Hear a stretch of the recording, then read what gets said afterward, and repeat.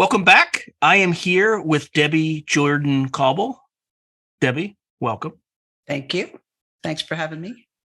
Absolutely flabbergasted that you'd spend time with me today to talk about your experiences. So, and I know the audience is going to love this episode because we all want to understand what the heck is going on. And your experience happened, or at least started, roughly 40 years ago, and it was recounted in Bud Hopkins' book, Intruders. So let's just start from the very first incident and then work our way through what happened with your experience. Okay. Well, I've had experiences. I've had strange things happen to me my whole life, all the way back till I was 6. By the way, did you have any dreams, like strange dreams when you were that age? When I was a kid, yes, I did have strange dreams. I had a recurring dream that would come in threes. Like I would have the first part one night, the second part, and then the third part, the third night. And that happens several times over the course of my life. And it was always the same dream. And it started when I was a kid. The reason I ask is I think these experiences are more common than most people think. I just don't think most people remember. Mm-hmm. And I've talked to Terry Lovelace about this. And he said that a lot of people have a strange dream that they all remember, 4 to 6 years of age. And I had something similar, but it was the most anodyne dream you could possibly imagine. But I would wake up terrified and I still remember it. I would walk into my sister's room and it would open up into the backyard. It would be daytime and there would be this little old woman who would be folding clothing. She would be about 4 feet tall. And sometimes there would be a baby in a basket at the threshold, and sometimes there wouldn't. All right, that's it. And then I'd wake up. And that was a nightmare for me. And to this day, I don't know why, but it would be recurring around that age. That's the sort of thing I'm talking about.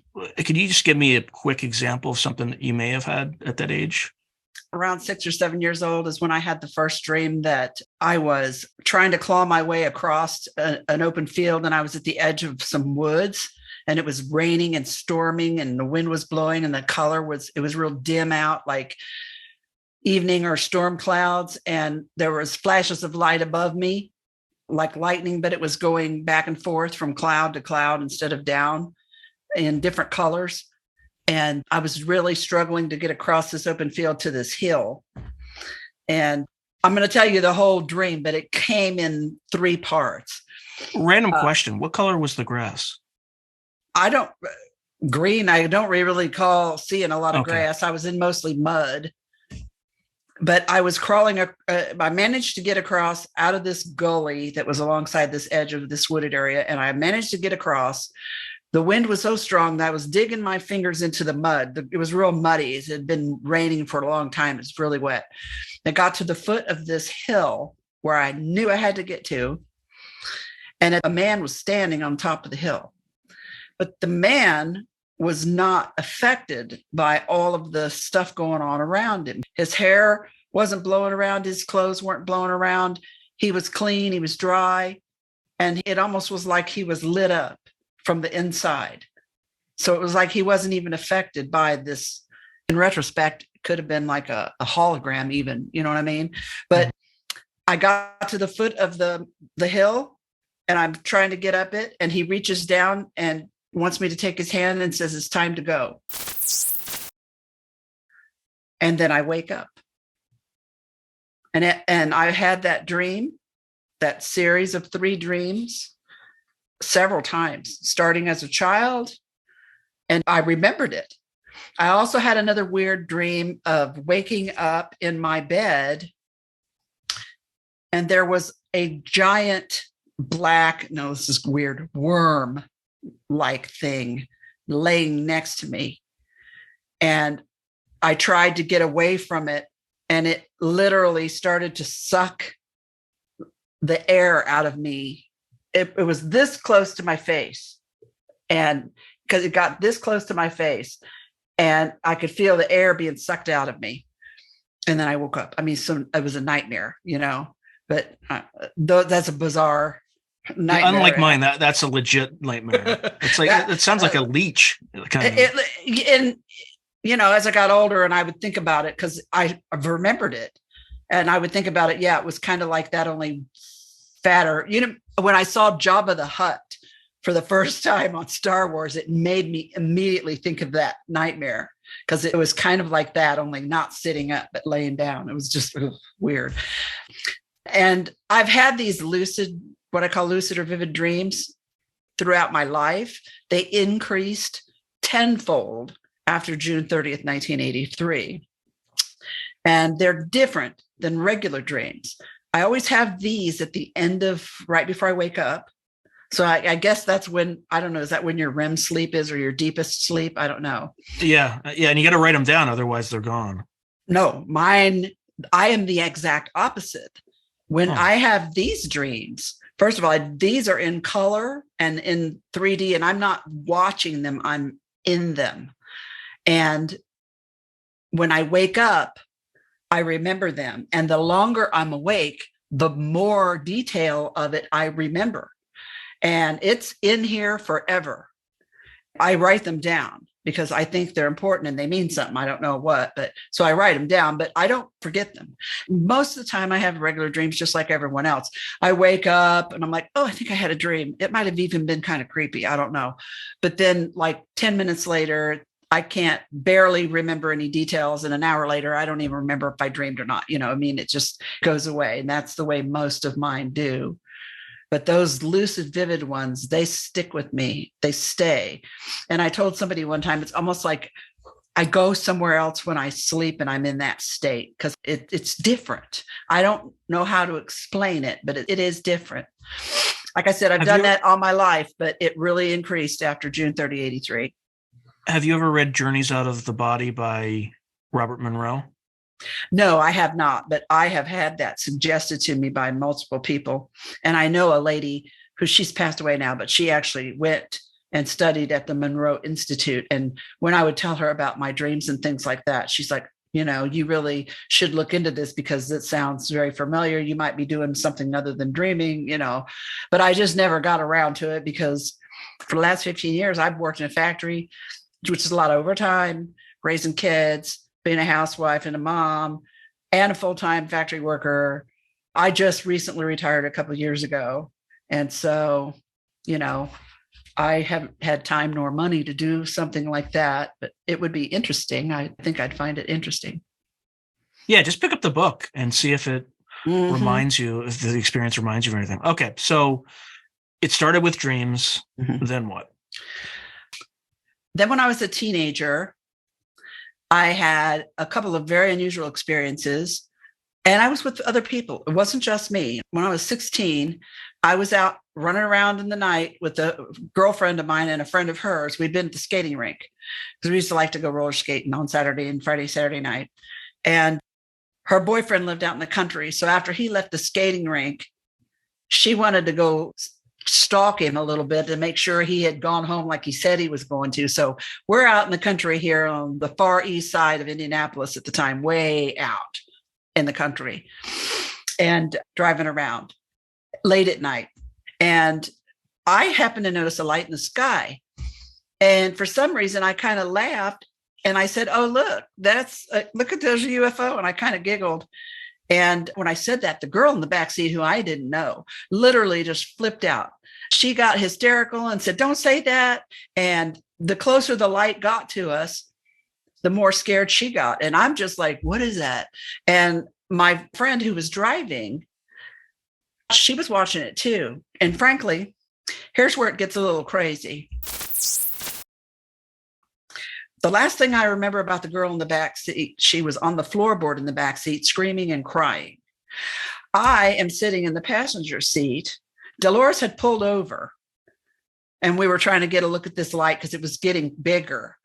And she'd pulled over. And then the next memory I have is being enveloped in like a black cloud or a mist. And then I felt as if someone was pulling me out of the car by my legs. And then the next thing I remember is we're driving down the road headed back to Dolores's house. It's hours later. The sun's about to come up. We got to hurry up and get home. because her parents would flip out if they knew we'd been out all night. So we actually literally like climbed through the bedroom window to get back in her room before her parents' alarm went off, wake them up to go to work so they wouldn't see that we wasn't home, And nothing was ever said about that night again. And all of the memories and the weirdness kind of just fuzzed away in my head. Years later, when Bud came to investigate the June 30, 83 incident, he, of course, interviewed neighbors, interviewed friends, talked to family members, everybody. And one thing he had asked was, well, did you ever remember having anything strange happen before this? And I was telling him about this night and another night that I will tell you about. And he said, is there any way that we could maybe talk to Dolores? And I said, well, I haven't talked to her for years because her and I kind of drifted apart after that. Nothing dramatic, just, how people do when they get older. But I managed to get her number and find her because her older brother and my older sister were still friends. And she invited us, me and Bud, to come over to talk about that night. So we went in and sat down. And the first thing Bud asked her about that. And she goes, now, do you want to know about the light in the sky or the one on the ground? And when she said that, I was like, what? What do you mean, what light on the ground? I didn't even remember the light being on the ground. She remembered everything I had remembered as far as seeing the light and her friend flipping out, of her pulling over to the side of the road to get a better look. But then her story went on. She got out of the car because the light was on the ground. And as she's getting out of the car and walking towards this light, then her memory goes away. And the next thing she remembers is driving home, and it's, oh my God, we got to hurry up and get home. My mom and dad's alarm's about to go off. I didn't even remember the light being on the ground for all those years. It never was in my conscious memory. And so Bud asked her, do you want to be maybe regress to see if you can remember more? And she said, oh no. She goes, I've gone this long, because if this was 10 years later, at least, she's like, I've gone this long. I don't need to know. I don't want to know. Everything's fine. And he respected that, and I did too. I'm like, I get you, girl. There's still a lot of stuff I don't remember, time I have missing that I don't remember what happened. But so that was a bizarre thing that happened. And then when I was first married, which wasn't that long afterwards, because I got married right after I turned 18. Right after I got married, my husband and I were in bed, and I was awakened by two people in my room. They weren't people. They were the gray type aliens. And this was back in 1978. This was before you saw this on TV and everything like that, and I drew the picture for Bud. They were about 4.5 feet tall. Maybe I'm bad with height judging. They were shorter than me, and I'm 5'2". So, and they were real skinny and had big heads, no hair, great big black eyes that were almost like alive, kind of like shimmering. And they were at the foot of the bed. And my first thought in my head was, oh my God, don't come near me. Don't touch me. I mean, I was pure panic.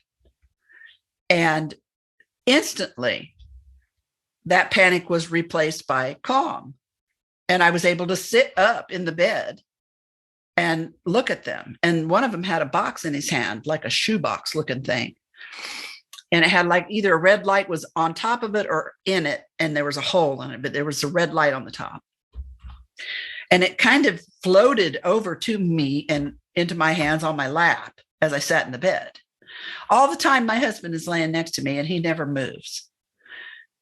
And I said to one of these things, what is this? Can I have it? Because I'm thinking I need to have this so I can show him what happened last night. And it said, and I don't remember seeing its mouth or talking or anything, but it somehow said to me, no, you can't have it. But when you see it again, you'll know what it's for and how to use it. And I'm like, okay. And then it floated back to them. They kind of drifted back away from the bed towards the wall and the window. And then they just kind of got fuzzy and disappeared. And at that point I could move. And I flipped over and I started shaking Charlie. And I'm like, dude, wake up. Charlie, wake up. You're not going to believe what just happened. And he would not wake up no matter what I did. He was breathing. I was making sure he was breathing. And so I just slipped back down into the covers and I went to sleep, which also doesn't make any sense, but that's what I did. A few things about this box, because what I'm about to tell you might not have anything to do with it, but it might.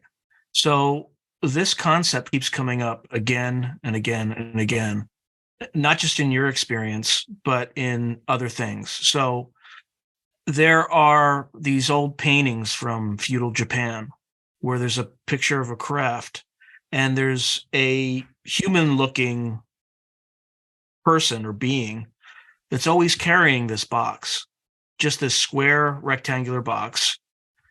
There's also, if you look at Coral Castle in Florida, Lipscallion, the guy who moved these massive stones, tons by himself at night, there's a little box. Now, it could be a toolbox or something like that, but the same thing with, there's a remote viewer that I interviewed, Stefan Schwartz, who talks about an energy source post 2040 that powers everything, people's homes, things like that, but varying sizes of this box, this rectangular box. And the last thing is the old ancient pictures of the Anunnaki. They're also carrying like a little sort of box-like object in their hands throughout ancient history. Now, I don't know if they're all the same or if they could all be completely different, but this concept keeps coming up over and over again. Yeah, I don't know what it means. I remember seeing it, but I don't know if I've used it yet or not. But anyway, so the next morning, I still remembered all of it. And I was definitely not asleep. It was not a dream. I was adamant with my husband. I told my husband about it. And all he did was look at me, roll his eyes and say, what did you eat for dinner last night? Because you shouldn't eat it again. And I'm like, no, you're not even funny. So I called my mother and I told my mother all about it. And I was, just really animated about it. I was lucky. My family was very supportive because we all had weird things happen all our lives. I thought it was normal as a kid growing up. Didn't realize it. Not everybody's life was like this until I got to school, and started being around more kids. But anyway, so I told her all about everything.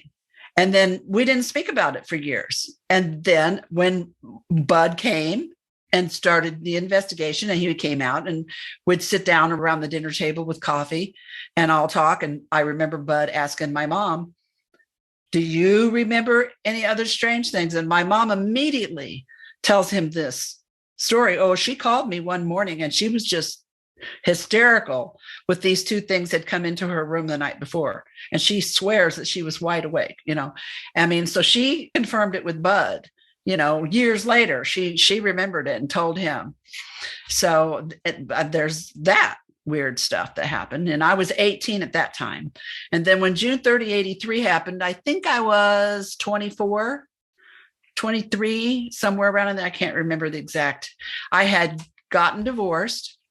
At that point, had 2 little kids and I had moved back home with my parents. And that incident happened in June of 1983. So in June, it's going to be 40 years since that happened, which I can't believe it's been 40 years and I can't believe I'm that old. But the incident that Bud Hopkins wrote the book Intruders about happened when I was in my early 20s in 1983. And we had a lot of paranormal activity in between that, what people now call paranormal activity. We called it ghostly or spirits or whatever, poltergeist activity, things like that happened in our house and around us, not just in the house where mom and dad lived, but like when us kids moved out and got our own places, it wasn't the homes we were in, it was us that was somehow attracting this stuff. See what I mean? So, well, when you say it was us, is it possible that it was you? In other words, that you were causing the poltergeist activity? It could be, but it was either us causing it or us attracting it. I don't know which. And what sort of activity was it? Like lights flickering out off and on, things like that? Oh, yeah. Light bulbs would shatter and drop down out of a swag lamp and then shoot across the room. One time, Mom and I were sitting in the living room watching TV with my two boys, and this bright green flash, boom, filled up the whole living room really intensely. I had my eyes open and I saw it was a green ball about that big in the middle of the living room. It turned off the TV, made the telephone ring, and shattered the light bulb next to the lamp, in the lamp that my mom was sitting next to, all at the same time. We've had little blue balls of light fly through the house and whiz around our heads and then fly it right out the window. Stereos turning on and off, TVs turning on and off, lights turning on and off. One time my mother went down the basement to do laundry, and there had been some copper pipes just laying in the rafters that had been attached to something that had been changed out, and they were no longer being used. And one of those was tied in a knot. My sister and her boyfriend were down in the basement playing pool with teenagers, and they were making out on the pool table. There was one of those steel, like portable closets down there that we had some extra clothes in, and the doors didn't latch anymore. So my mom had like wrapped bent a coat hanger to hold it closed. And while her and her boyfriend were down there making out, they heard something and they watched this coat hanger unband itself. And then the doors banged open from the inside and smashed open with the steel cabinet. And there was nothing in there but some clothes.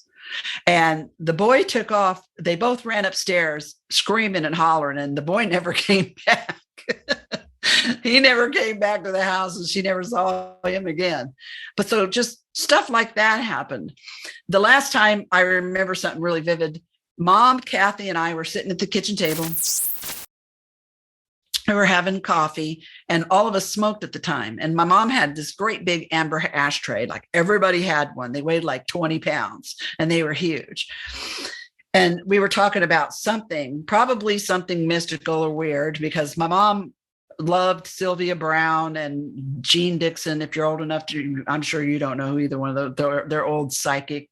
They used to write columns in the newspapers, horoscopes and stuff.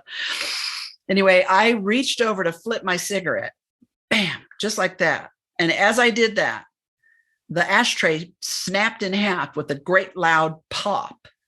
And one side slid to one edge of the table and the other side slid to the other edge of the table. So one in front of my sister and one in front of my mother. And all the little cigarette ashes and stuff stayed in the middle of the table. And my first reaction was, oh my God, did I do that? That's pretty cool. My older sister, who was not fond of this kind of stuff at all, said, I'm out of here. And she grabbed her purse and she left. And my mom couldn't have cared less about what either one of us thought. She was mad because that ashtray had cost a fortune and it was now broke. And she was going to see if my dad could figure out a way to glue it back together. So what was your emotional state when that thing broke? I don't remember. We were just talking about whatever we always chat about. I don't recall. I spent my entire teen years and my young adult years anxious and anxiety, and was actually diagnosed with anxiety disorder, generalized anxiety disorder in my younger years. So you can be rest assured, whatever my mental state was, it was probably multiplied 5 times. Yeah, Lynn Buchanan, who's a former DoD remote viewer, had experiences similar when he was growing up, where there was an incident where he took out all the top secret compartmentalized facilities in all of Europe on both sides of the Iron Curtain. That's when he got angry. Like when he got angry, he got extremely angry. That's like the Hulk anger. Yeah, but I mean, he knew he did it, but no one else really knew he did it except this particular general who recruited him into the remote viewing program after that. That's funny because when I was a kid, when I was younger, maybe 13 or so, it was right after we moved in over there at that house. So I was probably 14. My older sister thought it would be a great anniversary gift for our parents to refinish the kitchen cabinets, because Mom always complained about how ugly they were. So she'd taken all the doors off the cabinets and was painting them. And it was my job we couldn't afford to buy new handles. So it was my job to clean the brass handles and polish them back up. And so she had them out in a bucket out next on the driveway with the hose and the cleaning stuff and a scrub brush. And I didn't want to do it. And I was mad because she was making me do it because I could have cared less. So I'm out there with a scrub brush, just scrubbing on these brass. These are solid brass door handles, kitchen doors. I'm scrubbing them and cussing her under my breath and everything else. And she comes out to check on me. How's it going? She starts pulling the handles out of the bucket and they're all bent and twisted. So much so that half of them we couldn't even put back on the cabinets. So we had to go buy new ones because she couldn't get them bent back to fit right because they're solid brass. And she threw a fit. What in the hell did you do to these handles? Because she knew I was mad at her. And I'm like, I didn't do anything. I was just cleaning them. She said, well, somebody twisted them all up. And I go, wasn't me. I don't know. Maybe it was me. I don't know. And I thought to myself, oh, did I do that? I didn't say that out loud because I didn't want her to think I did it. But so it's funny you would say that about anger and emotion because I had that kind of experience. Now, I don't Same thing with know your sister, though. Same thing with your sister. She was, I'm sure there was some emotion on the pool. She was mad at me too. So, yeah. It might not necessarily have to be anger. It could be strong emotion in any way. And by the way, Lynn Buchanan also had an abduction experience that he found out later in his life. I don't know if this is an ability that people have, but that's a working hypothesis. And B, the next question would be, is that potential attracting these beings, or has it been developed and enhanced by them? And I don't know the answer to that. But I don't either. I've asked myself the same question a million times. Am I like this because I was born this way and they see that and that's why they come? Or did they make me this way, even inadvertently, by contacting me the way they did? Did they rewire something in me or trigger something in me that's in everybody, but maybe just not plugged in yet? You know what I'm saying? I've asked myself those questions many times. So there's a Stanford professor or the Stanford Medical School. His name is Dr. Gary Nolan. I talked to him in June, and part of his research is the CIA came to him and people who had Havana syndrome symptoms, but also people who had experience with UAPs, UFOs, whatever the working definition is today. And there was, I guess he describes it as scarring or damage to this brain structure called the caudate putamen. And I think he was looking into whether or not the experiences created that damage or if that damage was already there. And damage is probably not the proper word. There's just a difference. I was going to say, is it actually damage or is it just something different? And that's interesting because I have a condition that I was born with called fibromuscular dysplasia of the renal arteries. It's very rare and genetic, and it can come in any artery in your body. It usually shows up in the kidneys, the main aorta, the carotids, or the brain. So because I have this and I've had to have a renal angioplasty to reopen that renal artery, every 5 years I have what's called an MRA and a CTA of my neck and brain to make sure all the arteries are not twisted or closed. Okay. In the process of that and the CAT scans that were done on my brain and the MRIs that were done on my brain because of the FMD, I found out that I have what they call bright spots, several bright spots in my brain. I'm told by my neurologists and my optical neurologist that they're kind of normal, or we see these, they're not life-threatening. It's not like a tumor. We just watch them. I don't know what it means. I started having, after June 30th, 83, I started having migraines, and not a lot. I've only had maybe 5 major ones in my entire life. But in 2017, I started having optical migraines where I see rotating prisms of triangles and sparkly lights in my vision. And then I go completely blind for about 25 minutes. And of course, they were all over me with the fine-tooth comb and confirmed that they are ocular migraines and they are not life-threatening other than if I go blind when I'm driving. And she said that there's scarring, they call it scarring, on my brain. Some of it is in the visual cortex, wherever it is that your brain processes what your eyes sees. That's where this is in my brain. So that's kind of weird. And as a result of June 30th, 1983, when I encountered that bright blast of white light that hit me, and I can't prove this, but I will go to my grave believing that that night is when my eyes got damaged. You blacked out after you started seeing these triangles and things like that with these migraines.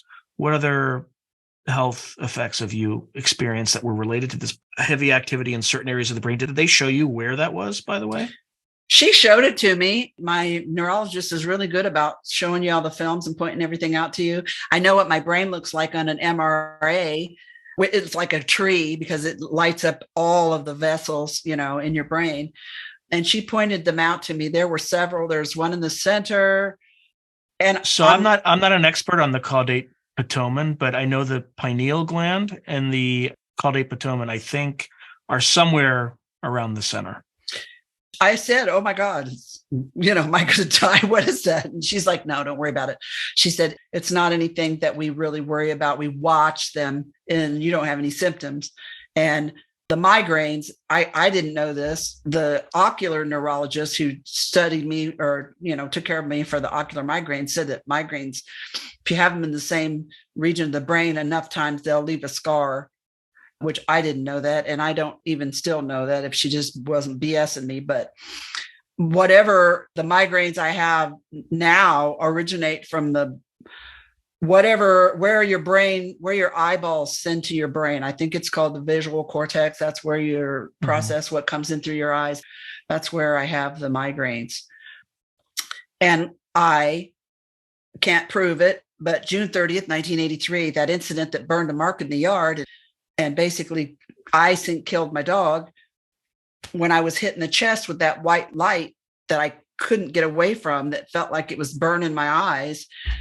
After that night, my eyes were erect. The next morning when I woke up, my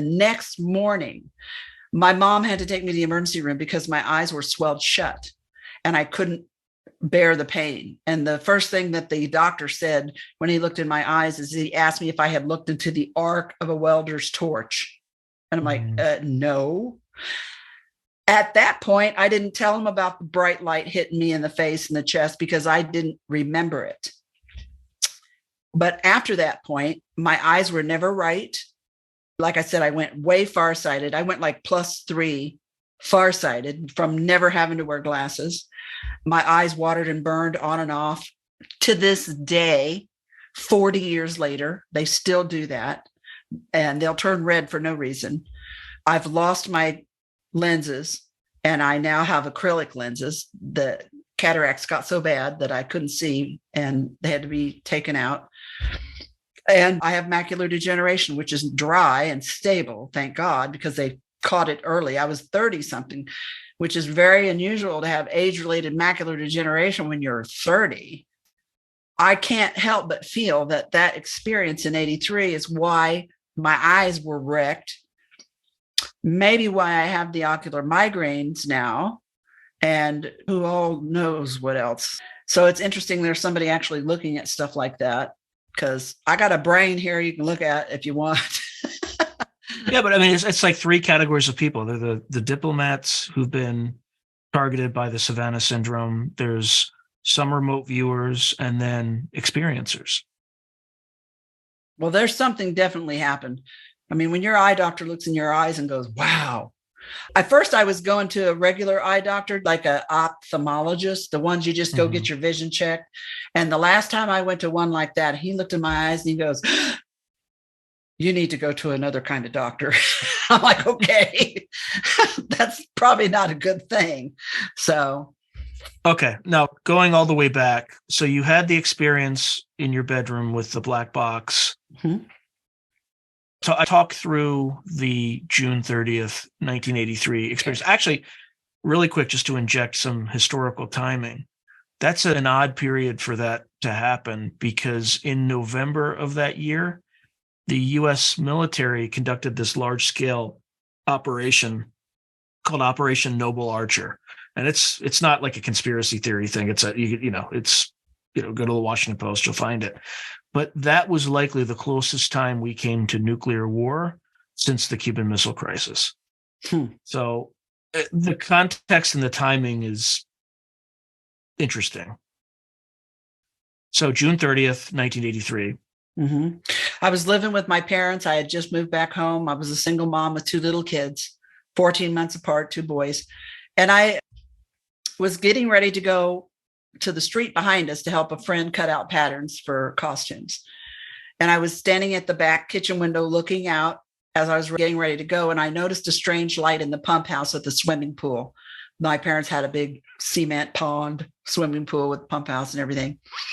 And I mentioned it to my mom. I'm like, that shouldn't be open. I was out there earlier and I know I closed it. And she's like, man, your father might have stopped in there on his way to work. My dad worked second shift. So I'm like, okay. So I got in my car and I decided to drive back the side drive and onto the turnaround just to have one more look before I left to make sure there wasn't any funny business going on. Because Dad had a big workshop back there full of Indian motorcycles and Alpine Sunbeam little English race cars that he restored, and a lot of money. And I was about to leave my little kids there with Mom, So I drove down there and around and looked, and the light was gone. The light had gone off, but I noticed the pedestrian door to the garage that was attached to the house in the back there was open now. Instead of stopping, I just went on to Deanna's because it took like literally a minute and a half to get there. And I called her. I said, hey, pedestrian door's open. That means Penny's out. That was my dog. And she's like, don't worry about it. It's fine. Your dad can get her when he gets home. I'll just lock the doors. I'm like, okay. So I hang the phone up, and then she called right back and she says, I need you to come home right now. And I could tell she was scared of something had shook her up immediately after we hung up. And I must have had some kind of emotion in my voice because my girlfriend's husband said, tell her to call the police. That's what they get paid for. And she heard him and she said, no, I don't want anybody here but you. Like, okay. I said, I'll be back. I got in my car, minute and a half back home. And this time I pulled up the side driveway and I got out. Mom was standing in the door of the patio room there right by the drive. And I walked in that back door. And next to the trash compactor was a shotgun. That was my dad's. And I picked it up. And my mom says, that's not loaded, right? And I go, yes, I know. That was the deal when I moved in with 2 kids. Dad wanted his shotgun. Please, I don't want it loaded with my kids in there.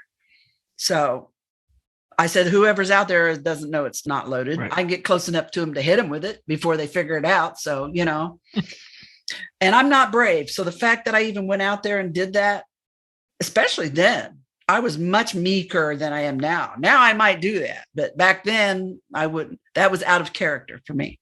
You did have children, though. You did have children. You Mama bear moment. That Mama bear moment. Yeah, that had to be what it was, because I would normally not do something like that because I wasn't that brave. But I did. I went out. I looked around the pump house. I looked around the pool.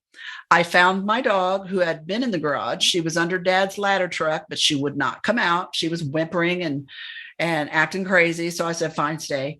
Walked back across the yard, didn't see anything. Went into that pedestrian door and looked around the garage thinking there was somebody had to be there. Nobody was there. And as I'm getting ready to leave, all of a sudden it felt like I was on fire. It's like I got swept with this, like a hot flash, tingly, burning sensation. And I thought, oh my God, I got to get out of here right now. And I headed for the door. And as soon as I hit the open doorway, I was hit by a light that was so intense that I know my eyes were closed, but I couldn't not see it. It was so bright and intense. And it started right here.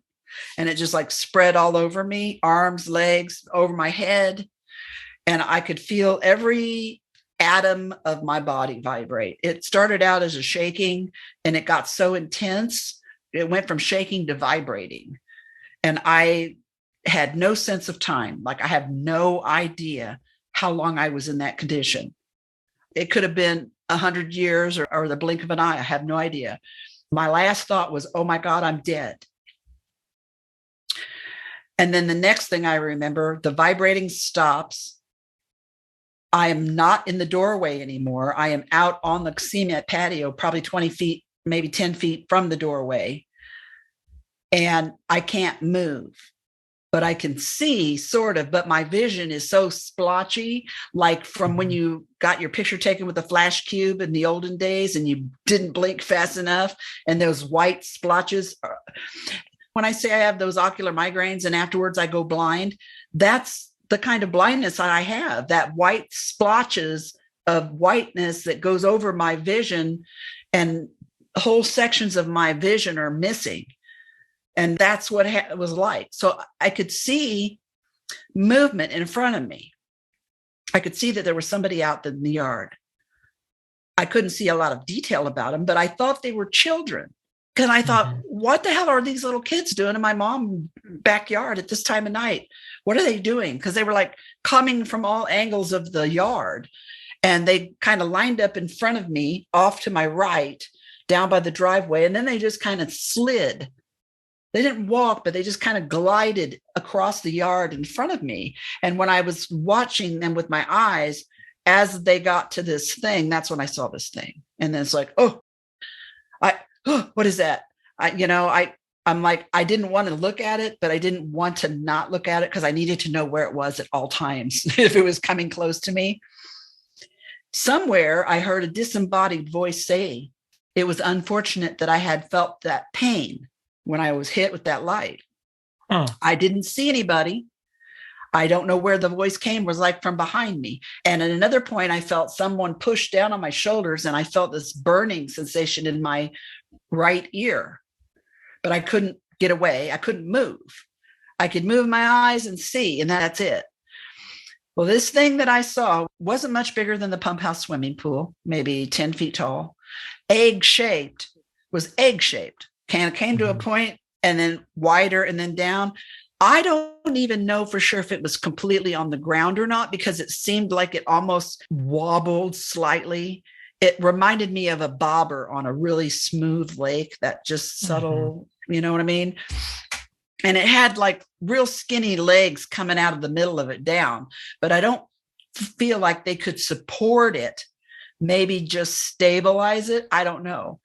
And then I saw this ball of white light about the size of a basketball, and it was about 5 feet off the ground, several feet away from this thing. And it went down really slow, and then it came back up really slow. And I don't know why, but I felt it was looking at me, but I don't know why. It didn't hurt to look at like the bright light did. It was more soft. I don't know where the little kids went, because once I saw that thing, I couldn't look at anything else. So I don't know where they went.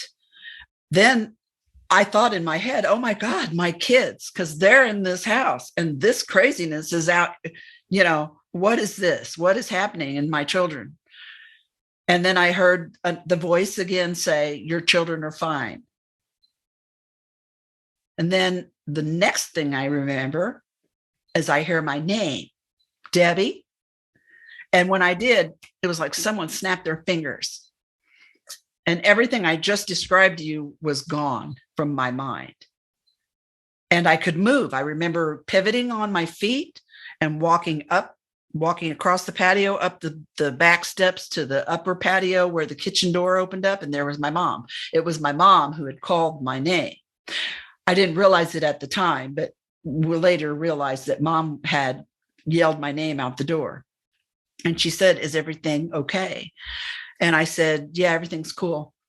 But I felt like I needed to get wet. I don't know why, but I'm like, I didn't want to go back and cut patterns anymore. I wanted to go get in that swimming pool right now. So I can't remember whether Deanna and her daughter drove over or if I went back to her house and then they came back with me. But my friend and her daughter came back and were swimming with me. And we walked across the backyard. As her daughter stepped on something in the backyard, she thought she'd stepped on a bee and gotten stung. And she said her foot burned. Then it started tingling. Then it started to go numb. And then she said her whole leg was numb. And we were thinking, she got stepped on a bee or something. We didn't see anything. So her mom is like, well, get in the swimming pool. The cool water will make it feel better if it's a bee sting. So we're in the pool, maybe 10 minutes, and all of us got real nauseated. Me especially. And I got to where sounds like radiation. My eyes hurt so bad. My eyes were on fire, and I was seeing halos around all the lights. Like when you're when you're a kid and you go swimming, you open your eyes under the water and the chlorine gets your eyes. And then, it was kind of like that, only much more intense. And I'm like, we just called it a night and they went home. I came in, Dad got home from work. I went to bed. That's when I woke up the next morning and my eyes were swelled shut, and Mom took me to the hospital, to the emergency room. From that point on, I started having panic attacks. I couldn't sleep at night. I couldn't go in the bathroom because the window there overlooked that patio I'd been on. I was sitting up in my kids' room between their twin beds at night, and I couldn't sleep at night, like I was waiting for something. And then when Mom would get up in the morning, then I would collapse by exhaustion. I literally believe I had a nervous breakdown at that point. Now, that following weekend was 4th of July weekend, and the family was all coming over to go swimming. Everybody ran out to the back into the swimming pool to go swimming. And the oldest nephew comes in and goes, Grandma, what's wrong with your yard? And she's like, what are you talking about? And he said, well, come and look. So all of us were outside in the yard, and we were like, it was like the Who's in Whoville standing around the tree at Christmas time. We're all standing around this giant mark in the yard. And my mom's like, well, that's where our UFO landed the other night. And I looked at my mom and I thought, what is wrong? She was giggling. The kids were giggling, and I was not giggling. I looked at her and I thought, what is wrong with you? And then I looked back at that mark in the yard, and it was like a switch flipped in me. And I remembered the light. I remembered the kids. I was seeing it flashing in front of me as I looked at this mark. And I remembered a lot of things. I started remembering, for days afterwards, I started remembering all kinds of stuff, like the night that I was 18 and those two gray guys in my room, the night that I was in the car with my friend. I started remembering all kinds of weird little things that made no sense, that were coming back to me and just clips. And, I thought I was having a nervous breakdown. I thought I was losing my mind. I had read a book. Well, I had tried to read a book called Missing Time by a guy named Bud Hopkins. Okay. Mm-hmm. I had picked it up. I really didn't know that much about what was in it, but after I realized what it was about, I'm like, oh, this might be interesting. So I picked it up and I tried reading it 2 or 3 times. I have never fully read the entire book. I tried to read it. Every time I did, I'd have a panic attack because I'm like, this is crazy stuff. But I knew that in the back of the book, there was a place where you could write to the author if you thought you'd had an experience like this. And so I went back to the library and I got the address out of that book. And I wrote him and I sent him like 14 Polaroids and 14-page letter, And because at this point now that we've seen the mark in the yard, I'm desperately trying to figure out what it is, that it just absolutely cannot be anything like what was in this book. That just can't be. I can't. This is crazy stuff. So I'm doing everything I know how to do to debunk my own stuff or to find the reasonable explanation for everything. I mean, my dad's a ham radio operator, and there was a 100-foot tower really close to where this thing was. The coax cables that came from the tower into the house, the metal inside the cables were all melted together. My dad had to repair them. The transformer that was on the power pole next to the pump house of the swimming pool caught on fire with a few days later and had to be replaced. Just all kinds of weird stuff. I could find a bunch of experts, like at the agricultural agents at Purdue University and whatnot. I could find a bunch of people to tell me what it wasn't or what couldn't cause this, but no one could tell me what it could be. And that's when I decided to turn to him, to Bud, and I wrote to him. And from that point on, there was like a 3-year-long investigation. I went to New York a couple times. He came out here several times. He interviewed neighbors. We found witnesses to that night. 2 different neighbors witnessed stuff. one right next door to us, her house shook and her televisions turned red, and she got extremely paranoid and thought someone next door was going to come over and get her. And her husband came home from work and found her hiding behind a couch. And then the other lady across the street from us was a shift worker. She was a nurse at the local hospital, getting ready. She was still in bed and was going to be getting up shortly for her shift, but she was awakened early by what she thought was a jet about to crash into her house. The sound was so loud, the roaring sound, and her house was shaking so hard. But the odd thing that she remembered the most was that the power and all of the clocks in the front of her house, which are closest to Mom's yard, stopped. The power in the back of the house, the clocks in the back of the house where she was sleeping were still running.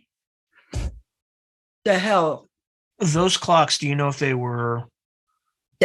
I don't like have mechanical, or because that's the other thing too.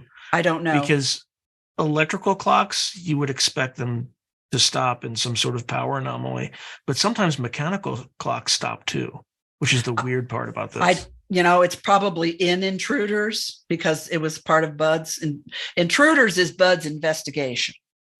And then I went and wrote books later that were my experience in my own words. So you have two different perspectives. You have one of the experiencer, and then you have one of the guy who investigated the entire thing. So, and I'll put both links below so people can purchase them.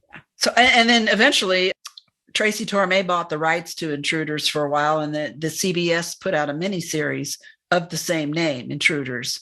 It was in 1992, I believe, on CBS. It was a 3-part miniseries. Mayor Winningham played me. I can't remember the name of the other guy, the famous guy who played Bud, but I mean, it was interesting. It wasn't factual per the book, but it was one of the first things, you got to remember the time. It was one of the first things that I ever saw on TV that didn't have, like I call it hokey porn music and laugh tracks attached to it, because it was talking about aliens. It actually treated the subject with respect. And that was a good thing, so I was happy for that. But anyway, it left a mark in the yard, which I still have soil samples of that I've had for 40 years that I've kept. Bud had some of the soil analyzed, and his findings are in Intruders. I can't exactly remember, but that soil had to be extraordinarily manipulated to even get close. That mark that lasted in the yard for 2.5 or 3 years. And the first year, snow melted off of it. Every time we got a snow, within a half an hour of the snow falling, that mark would reappear in the snow.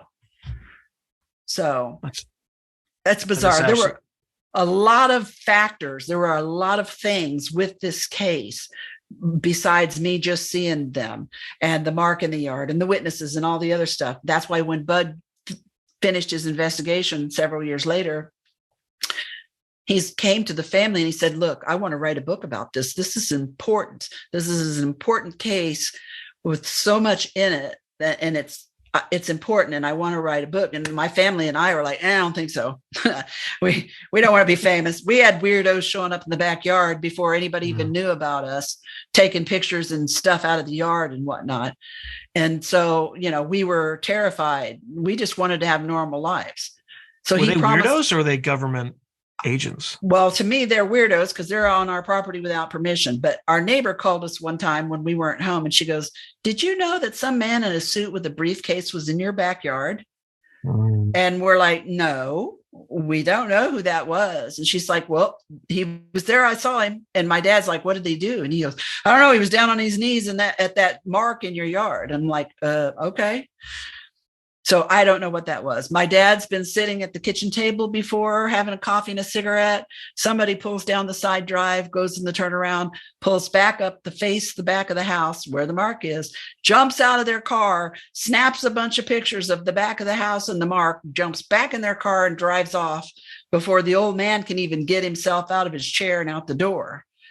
And this was before the book was written. This was before it was publicly known. So was anyone ever sent to question you, like the authorities, police? No, not the police, but I've had a couple people come and knock on the door. I had a young man one time, this was years later. This was after Intruders was written.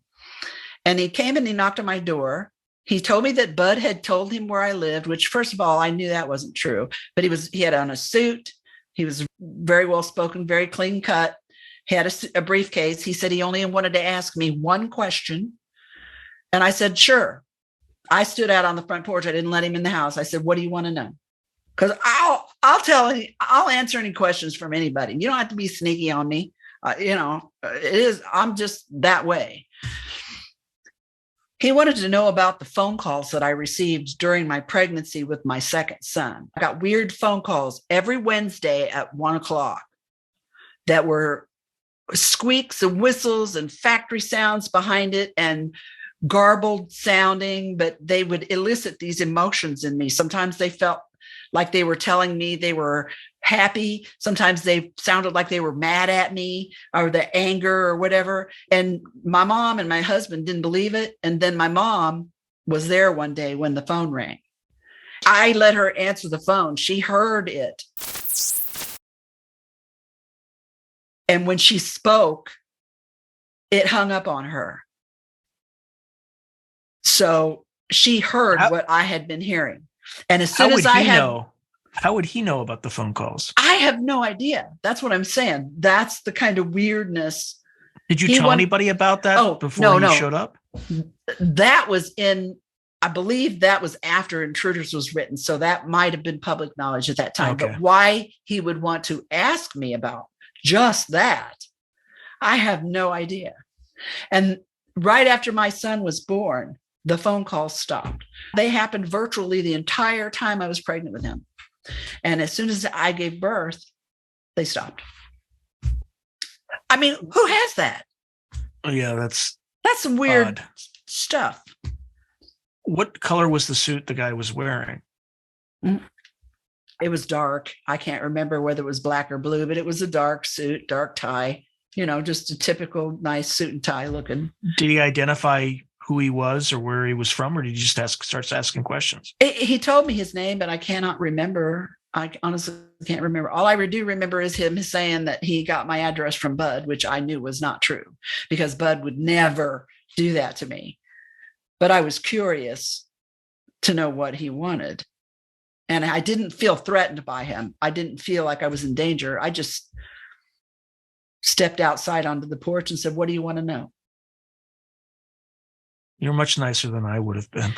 You know what? I mean, and I would still be that way to this day. I don't know. Like Phil Klass used to write nasty about me and my mom in his books all the time, but the man never once talked to us, never did any investigation onto our case, never met us, never, nothing. And I finally encountered him at a UFO conference in Pensacola one time, and I chased him around for 2 days to get him to talk to me. And I finally got him cornered. And I said, look, Mr. Klass, I don't want to cause you any trouble, but I just want to know why you wrote all that stuff about my mom and me in your book, because you don't even know us. If you had any questions at all, if anybody has any questions about anything that I've said or experienced, ask me. I will tell you. I just wanted help. That's all I wanted when Bud wrote that book. And if you have some information that would be helpful for me, great. I want to hear it. But, I'm not going to trust you when you're already going around saying stuff about me that's not true. That man could not even speak. And then he made some off comment like, your mother raised you right, or trying to be nice, and I'm like, you're an ass, but whatever. I felt like I got vindicated. Yeah, he was a real tough guy. Real tough guy. Yeah, and a whole crowd standing around going, oh, Belle, what's going to happen now?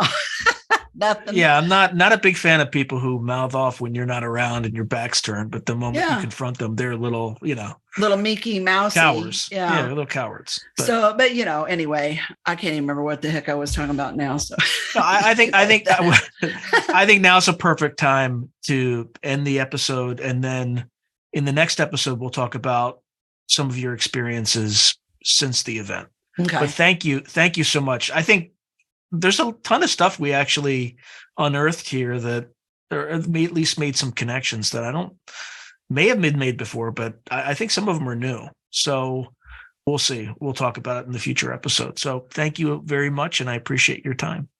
Thank you. I appreciate you listening. If you enjoyed this video, please click on like, subscribe, and the notification button so that you're alerted anytime I post something new.